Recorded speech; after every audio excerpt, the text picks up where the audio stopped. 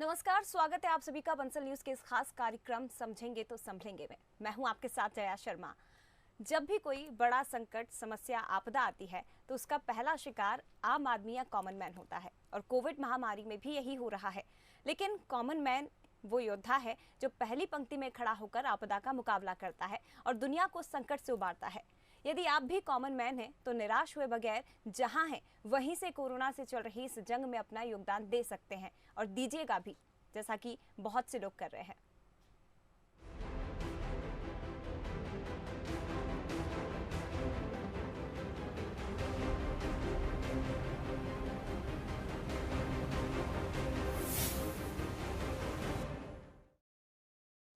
हर आंख में आंसू है, हर शख्स परेशान है।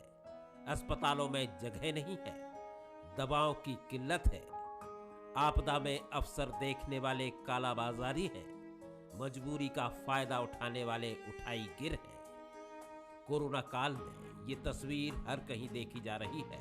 इस महामारी में रसूखदार तो अपना काम निकाल ले रहा है, लेकिन जहां तक कॉमन मैन का सवाल है वो हर जगह परेशान शक्ल लिए लाइनों में लगा नजर आता है।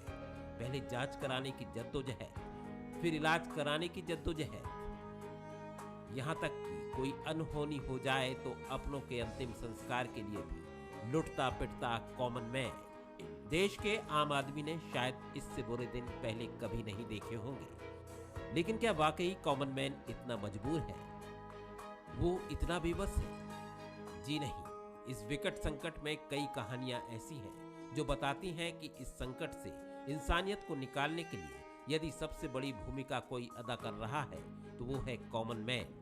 फिर चाहे वो सड़क पर वर्दी में खड़ा कोई सिपाही हो, या फिर अस्पताल के सामने खड़ा हुआ कोई गार्ड, या नगर निगम का कोई सफाई कर्मी हो, या फिर अपनी जान पर खेलकर मरीजों की तीमारदारी में लगी कोई नर्स हो। यदि आप इनमें से कोई नहीं है तो एक आम आदमी के तौर पर आप जहां हैं वहीं से अपनी भूमिका निभा सकते हैं, और ऐसा बहुत से लोग कर भी रहे हैं।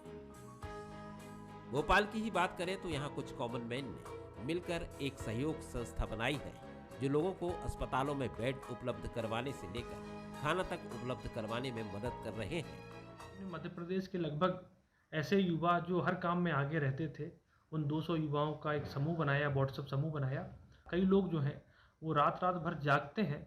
कई बार ये होता है कि 2 बजे रात को किसी को वेंटिलेटर चाहिए, बेड चाहिए।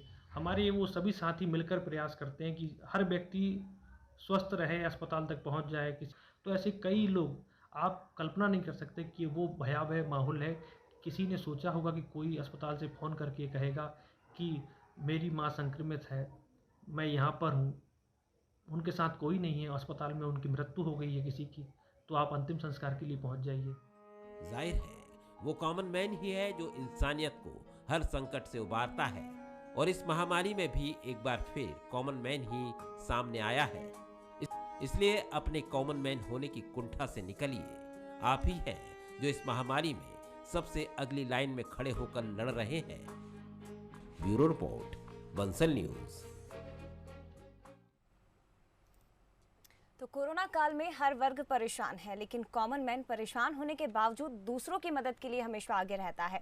आखिर कहां से प्रेरणा मिलती है, ये हम जानेंगे। हमारे साथ खास मेहमान इस चर्चा में शामिल हैं। सबसे पहले उनसे आपका परिचय करवा देते हैं। सुनील कुमार साहू, समाज सेवी, अंकित सिंह, समाज सेवी, हमारे साथ इस चर्चा में शामिल है। इसके साथ ही सत्यकांत त्रिवेदी जी, मनोचिकित्सक, हमारे साथ इस चर्चा में जुड़े हुए हैं। आप तीनों का बहुत स्वागत है। सत्यकांत जी, सबसे पहले मैं आपके पास आना चाहूंगी। कॉमन मैन, इस पर आज हम चर्चा करने वाले हैं, इस पर हम चर्चा कर रहे हैं। आपसे हम समझना चाहेंगे कि आखिर क्या कहता है कॉमन मैन का मनोवैज्ञानिक।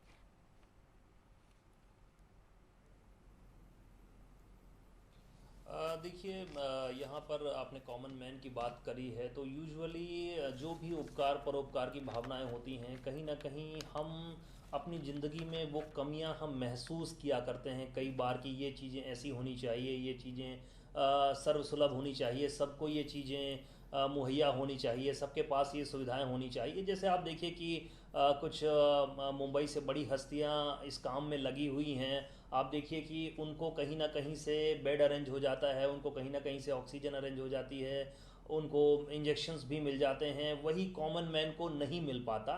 तो ये एक कहीं ना कहीं लोगों के मन में बात रहती है कि ये चीज़ें सबके हाथ में होनी चाहिए, और ये फंडामेंटल होता है जो कि परोपकार की भावना को जन्म देता है, और कॉमन मैन आगे आकर कॉमन मैन की ही हेल्प करता है। जैसा कि आपने बताया कि बहुत सारे समूह काम कर रहे हैं और हर व्यक्ति अपने स्तर पर काम कर सकता है, हर व्यक्ति अपनी महती भूमिका निभा सकता है। बिल्कुल, कुल मिलाकर ये कहा जा सकता है सत्यकांत जी कि एक आम आदमी ही दूसरे की परेशानियों को समझता है और उससे सरोकार रखता है, इसीलिए शायद मदद के लिए जल्द आगे आता है। हमारे साथ सुनील कुमार और अंकित सिंह भी मौजूद हैं। अंकित जी, मैं सबसे पहले आपके पास आना चाहूँगी, आपसे समझना चाहूँगी कि आप अब तक कितने लोगों की मदद कर चुके हैं, क्योंकि व्हाट्सएप ग्रुप जैसा कि बताया जा रहा है आपने बनाया है और उसके ज़रिए दिन रात आपके जो बाकी साथी हैं वो दिन रात एक करके लोगों की मदद कर रहे हैं। किस तरह से आप लोग मदद करते हैं और क्या कुछ आप लोगों के दिमाग में रहता है कि हर इंसान तक, हर एक आदमी तक मदद मिलनी चाहिए, कोई परेशान नहीं होना चाहिए? देखिए, हमने तो मतलब कार्य तो सभी पिछले वर्ष से ही कर रहे थे जब कोविड-19 स्टार्ट हुआ था, लेकिन सभी अलग अलग स्तर पर कार्य कर रहे थे। इस समूह में अगर हम बात करें, जैसे जो हमारा सहयोग समूह कोविड-19 नाम है, इसमें कार्य करने वाले लोग अपने अपने क्षेत्र में बहुत ही अच्छे से दक्षता के साथ कार्य कर रहे हैं, मतलब पहले कर रहे थे। तो जब 2020 में जब हमने देखा सब अलग कार्य करते, 21 में आने के बाद हमने ये देखा कि वो जो सेकेंड वेव आ रही फिर से आ रही है, तो इसको लेकर के जो ग्रुप चल रहा था उसको हमने फिर से एक्टिव किया। एक्टिव करने के बाद जिस फील्ड में जो भी कार्य करने वाले लोग थे, जिनकी जो स्पेशलिटी थी, उसको आइडेंटिफाई किया और उस हिसाब से जिम्मेदारी देना शुरू किया जी। फिर इसके बाद ये हुआ कि शुरू में देखा जा रहा था, जैसे कि बताया जा रहा है कि प्रॉब्लम्स आ रही थी बेड को लेकर के, किसी जो निचले तबके के लोग हुआ करते थे उनके पास सहायता नहीं पहुंच पा रही थी। तो हमने आइडेंटिफाई किया ऐसे लोगों को और फिर इसके बाद ग्राउंड जो जानकारी होती है उसको जुटाना शुरू किया। और जैसे कि प्रॉब्लम हमने देखा शुरू में, आज से अगर 15 दिन पहले जाते हैं तो ऑक्सीजन की बहुत ज़्यादा प्रॉब्लम आ रही थी। तो हमने क्या किया कि जो डिस्ट्रिक्ट जितने भी ज़िले हैं वहाँ के ज़िलों के जो CMHO अधिकारी होते हैं, स्वास्थ्य अधिकारी होते हैं, उनके नंबर आइडेंटिफाई करना शुरू किया और फिर वहाँ पे जो भी सुविधाएं हो सकती थी उसके बारे में जानकारी जुटाना शुरू किया। और फिर वहाँ से जो केस आते थे वो क्या होते थे कि व्हाट्सएप ग्रुप के माध्यम से हम लोगों के पास आ जाते थे। तो हम क्या करते थे, इन सारे व्हाट्सएप ग्रुप पे जो भी आता था सबसे पहले हम करते थे उनके उस अटेंडर के पास फ़ोन करने के बाद हम वेरीफाई करते थे कि उस व्यक्ति की मेडिकल स्थिति क्या है, जैसे कि उसका SpO2 क्या है, उसका ऑक्सीजन लेवल क्या चल रहा है, इसके बाद उसका CT स्कोर क्या चल रहा है, वह कितने दिनों से बीमार है और उसकी उम्र क्या है, किस अगर हम बड़े शहरों की बात करें, इंदौर, भोपाल या ग्वालियर की, इस शहर से उसके जो ग्रामीण क्षेत्र है वो कितनी दूरी पर है, उसके पास ट्रांसपोर्टेशन की फैसिलिटी क्या है, ये सारी चीज़ों को हम अपने नज़र में रखते थे। और इस हिसाब से फिर जैसे उसका फ़ोन आता था उसके बाद हम कंफर्म करने के बाद हॉस्पिटल्स ढूंढना शुरू कर देते थे। और इस तरीके से जब तक उस व्यक्ति के लिए हम कंफर्म हॉस्पिटल नहीं पता कर पाते तब तक हम उन लोगों को आने के लिए नहीं बोलते थे, क्योंकि आने के बाद ऐसे केसेस हमारे पास आए हैं जो शहरों में आने के बाद व्यक्ति हॉस्पिटल के लिए दर दर भटकना शुरू हो जाता था। और एक तो मेडिकल सुविधाओं को उपलब्ध कराने के लिए उसके ज़्यादा प्रेशर हुआ करता था, दूसरा इस हॉस्पिटल ना मिलने के कारण उससे बहुत ही ज़्यादा स्तर मानसिक रूप से भी प्रताड़ना झेलना पड़ता था। तो ये सारी कार्यप्रणाली के माध्यम से हम लोगों ने शुरू किया और अभी तक इसमें हम सफल रहे हैं। बिल्कुल, अभी तक आप इसमें सफल रहे हैं, लेकिन अंकित जी बधाइयाँ बंसल न्यूज़ भी आपको दे रहा है, शुभकामनाएं कि आप इसी तरह से काम करें और जिस भी वर्ग को ज़रूरत है, क्योंकि आपकी तरफ से आपका जो समूह है वो बहुत अच्छा काम कर रहा है। सुनील, मैं आपके पास आऊँगी, ये जानना चाहेंगी क्योंकि अंकित जी ने तो पूरा हमें बताया है कि किस तरह से आप लोग हर एक वर्ग तक, हर एक कॉमन मैन तक मदद मुहैया करवा रहे हैं, लेकिन यहाँ पर जो बैठे हैं सभी कॉमन मैन हैं।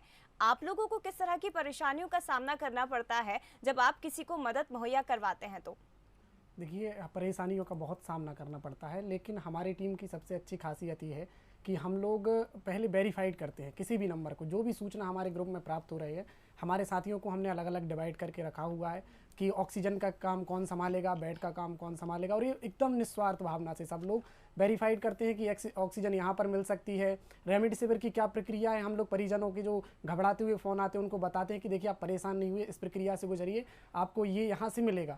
अगर यदि कोई बेड के लिए परेशान हो रहा है तो हमारी एक अलग से बेड रिस्पॉन्स टीम बनी हुई है जो नंबर को वेरीफाइड करती है और पता लगाती है हॉस्पिटल्स में कहाँ पर बेड है, कहाँ पर ICU बेड है, कहाँ पर वेंटिलेटर बेड है। इस तरीके से समस्याएं तो आती हैं, लेकिन हम लोग हौसलों के साथ और एकदम मजबूत कार्यप्रणाली के साथ डटे हुए हैं और निश्चित ही हम लोग लड़ेंगे और जीतेंगे। बिल्कुल, निश्चित ही हम लोग लड़ेंगे और जीतेंगे। और इस कोविड काल में ये केवल मध्य प्रदेश नहीं, पूरा देश इस कोरोना की जंग को जीत कर आगे बढ़ेगा। सत्यकांत जी, आपसे ये समझना चाहेंगे कि आखिर कॉमन मैन के पास ऐसी कौन सी ताकत होती है जिसका एहसास कराना बस उसे ज़रूरी होता है और उसके बाद वो हर मुश्किलों को पार कर लेता है?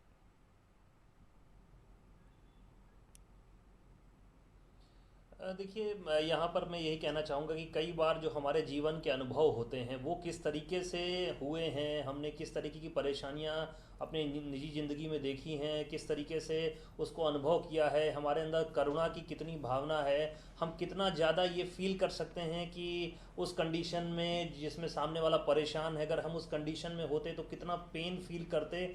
जैसे ही ये भावना आती है तो हमारा जो मन होता है वो काफ़ी पवित्र हो जाता है और हम किसी की हेल्प करने के लिए आगे आते हैं।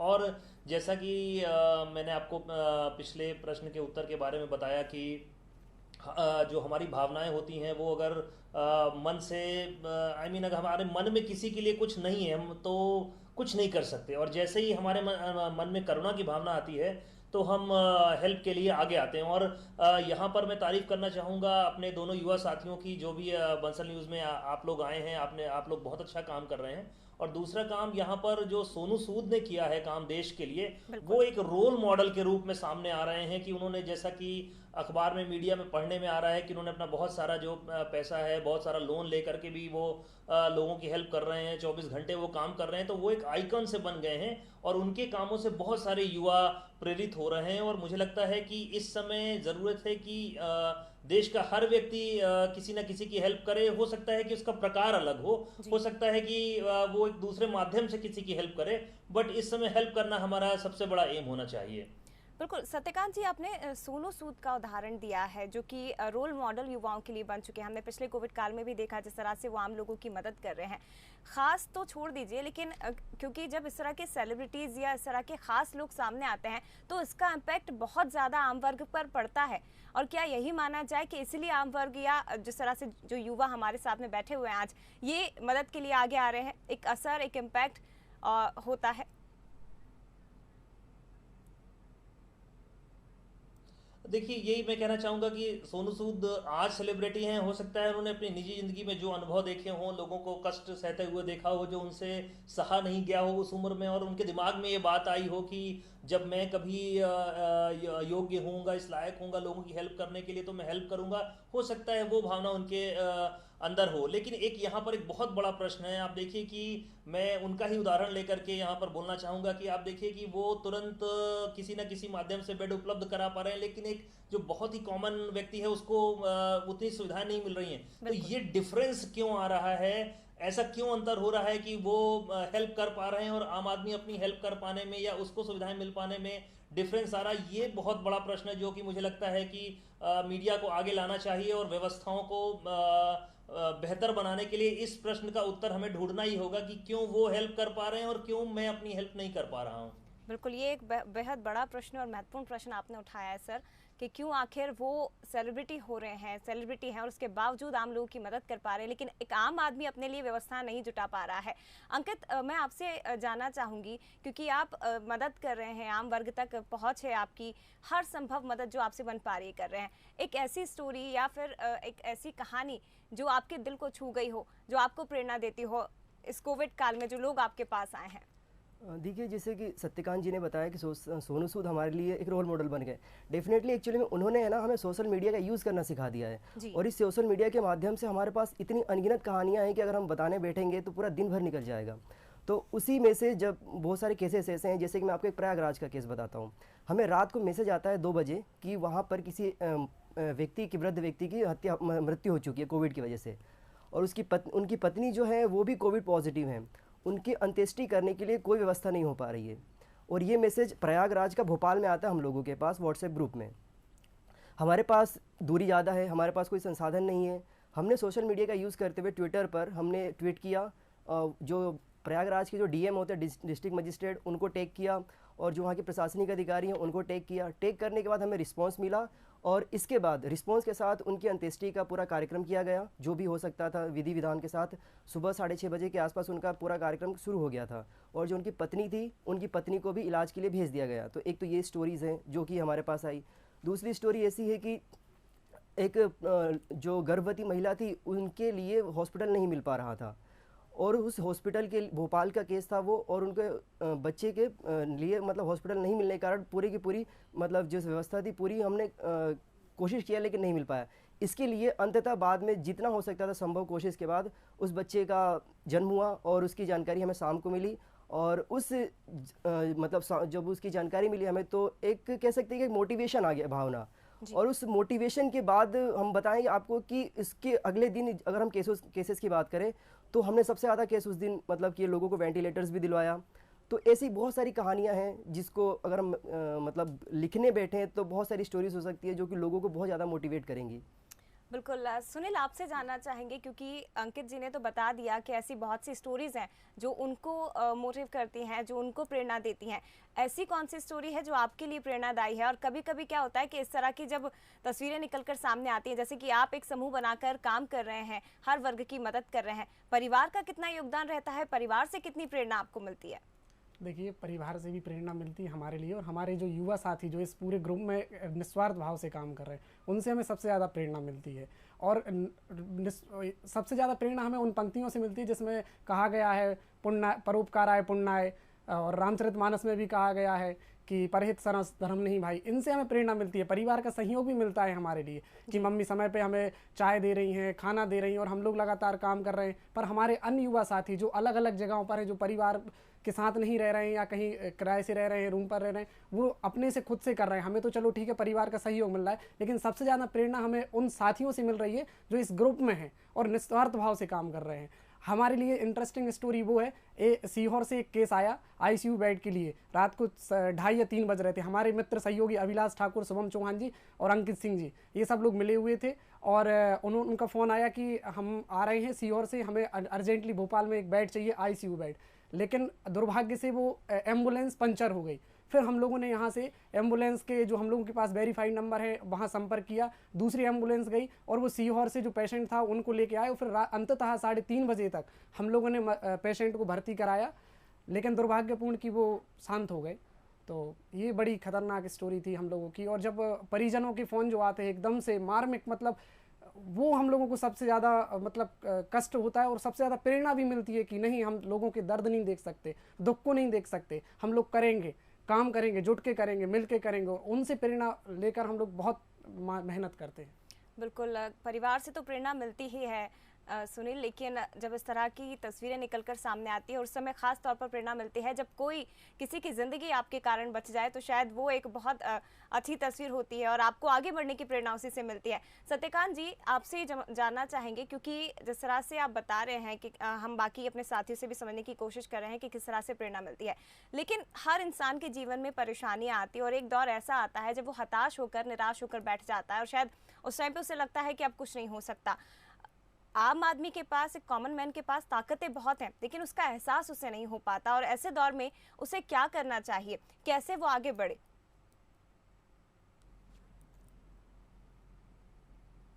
देखिए, आमतौर पर जो भारत में जो सबसे बड़ी समस्या है वो सबसे पहले तो सर्वाइवल की हो जाती है। तो आमतौर पर जो हमारी जो बचपन से परवरिश होती है आम आदमी की, वो रहती है रोटी कपड़ा और मकान पर फोकस हो जाती है जी। तो विवेक से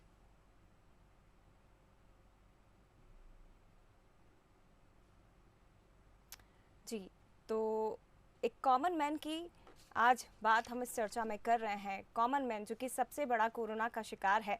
हर शख्स इस दौर में परेशान है, हर आंख में आपको आंसू नजर आएंगे, अस्पतालों में जगह नहीं है, दवाओं की किल्लत है, लेकिन इस मार्मिक समय में भी, एक ऐसे महामारी के समय में भी आम आदमी अपने लिए काम कर रहा है, लेकिन इसके साथ ही अपने परिवार के लिए भी काम कर रहा है और हर उस शख्स के लिए काम कर रहा है, हर उस शख्स का वर्ग को आगे बढ़ा रहा है जो शायद इसी तरह की परेशानियों से जूझ रहा है।